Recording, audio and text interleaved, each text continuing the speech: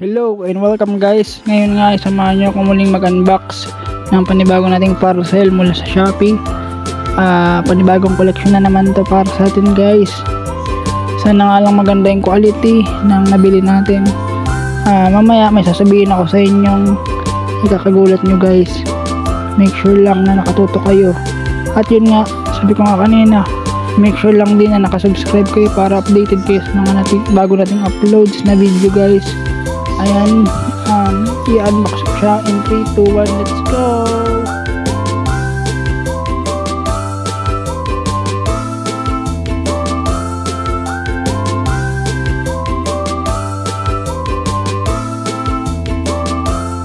So ayan nga, simulan ko na siyang i-unbox guys.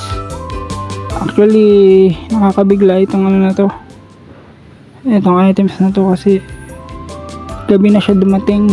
Akala ko nga hindi na siya darating dahil chinat ko na po yung yung seller. Nagulat ako sa nakita kong quality ng items. Actually maganda naman siya. Ang problema nga lang, hindi siya lapat dun sa stand. Dun sa stand niya. Okay naman sana yung quality. Ang problema lang yung stands. Ito yung problema dito eh. Every time na bumibili ako, yung stand na naging problema kasi sobrang babaw ng ng butas. Hindi akma dun sa paa. Meron naman kabili ako minsan isang bagsak lang damage agad.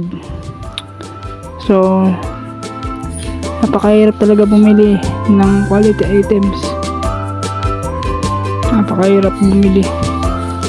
Hindi mo talaga sigurado kung yung items na darating sa'yo ay safe or walang damage. Kasi minsan yung mga items na nabibili ko, siguro hayaan ko na lang siya sa box nakalagay para hindi siya ma-damage lalo. Ngayon marami naman akong nabili na at legit naman yung ibang nabibili ko kahit paano. Dito talaga hindi mo sigurado kung bibili mo ay legit. Kailangan suriin talaga kung kung talagang walang damage. Hindi sapat yung yung maganda lang sa paningin mo. Kailangan marunong kang magsuri ng items kasi para hindi ka rin hindi ka rin manginayang doon sa ibabayad mo.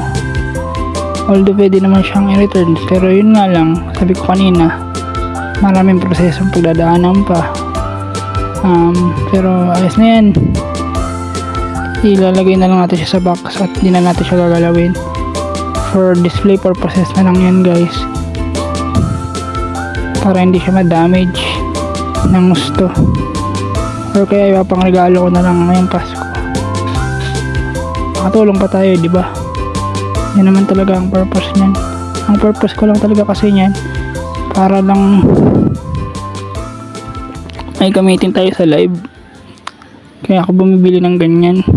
Kapag nagla-live ako, yan ang ginagamit ko, tinatambay ko sa live. Kasi nga hindi naman tayo nakakalabas para kumuha ng ng iba't ibang footage. Kumuha ng mga iba't ibang footage sa iba't ibang lugar. Kung pwede ko lang sanang gawin yun, gagawin ko talaga yun eh. Kaya nga lang meron tayong limitasyon. Kasi alam nyo na, papanood nyo naman yata sa vlog natin guys. Kaya nga hinihingi ko po yung supportan nyo eh, para makapagpatuloy ako sa paggawa ng content na katulad nito.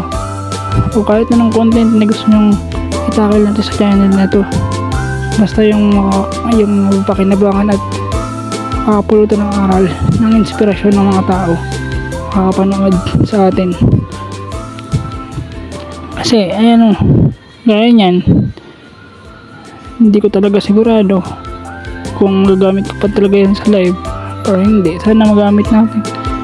Ang plano ko naman bilhin sa susunod ay mga lagayan niyan para organize ko na yung mga binili ko para maganda siya tingnan lalo.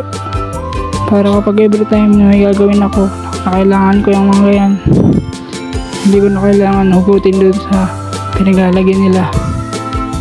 Itatambay ko na lang yung cellphone ko. Pasensya na, inaubo talaga ako. Salamat sa inyong panonood. Itatransaction ko na lang iba dito, maglalagay na lang akong music guys, kasi inuubo rin talaga ako, hindi ako makapag-focus mag voice over. Ang hirap, masakit sa lalamunan. Pero sana panoorin niyo pa rin at may manood pa rin sana ng aking video. Ayun, pwede kayo mag-suggest na pwede natin i-topic sa channel na to. Basta huwag kayo mag-suggest sa akin. At susubukan kong gawa ng paraan lahat ng i-request nyo. Maraming salamat sa support nyo guys. Don't forget to subscribe, like, and share.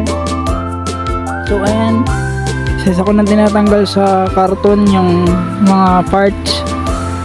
Ang ano lang dito guys, ang challenging lang talaga sa ganito is yung paglalagay talaga sa stand, kasi nga hindi tugma yung yung sukat ng butas. Kaya yun, nahihirapan akong ilagay, bumabagsak siya kapag ipapatong mo na sa, for example, lamesa, sa sa kama. So paano ko magagamit yan ngayon? Kaya nga ilalagay ko na lang siya sa karton. Doon ko na lang siya display. Ang bibilin ko naman sa susunod yung lagayan nito, mga lagayan nito para ayun, para organized na, hindi ako mahirapan. So anong tingin nyo guys, maganda ba yung items? Kasi ako satisfied naman talaga ako dito. Kaya lang ang problema nga lang talaga, ang nagiging problema lang sa ganito is yung stand niya, yun ang nagiging problema.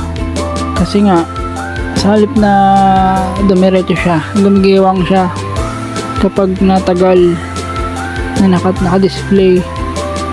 Kahit yung ibang binili ko, ganun din. Kaya ang ginawa ko na lang, tinago ko na lang sa karton para yun, hindi siya masira ng tuluyan. Nagagamit ko naman siya actually kapag magla-live ako. Pero ito, hindi ko to gagamitin siguro. I-display ko na lang to. Kasi nga, baka sa pagpumulit ko na i-display ito nang nakatayo o nakalabas, baka ang system masira lang. Sayang lang yung pinabili ko dito, diba? So kaya nga sa susunod, panata ko sa sarili ko, hindi naman ako bibili ng mga ganito. Enough na siguro yan yung mga nabili ko. Siguro okay na rin yan. Ang tamboy sa live. Comment nyo naman kung ano yung masasabi niya sa action figure natin ngayong araw na to. Maganda ba siya? Bigyan nyo naman ng isang bagsak na like kung nagustuhan nyo tong video ito. O baka may alam kayo dyan na pwede natin pagbilihan ng mga legit na items, yung talagang hindi substandard, yung talagang original guys. Kasi para maka naman tayo guys, maka save naman tayo sa quality ng items guys. So ayun lang, maraming salamat sa panonood nyo. Tatapusin ko na tong video na to guys. Maraming salamat sa pagsama sa akin hanggang dulo. Maraming salamat po sa inyo. Ingat kayo. God bless. Peace out. Bye bye.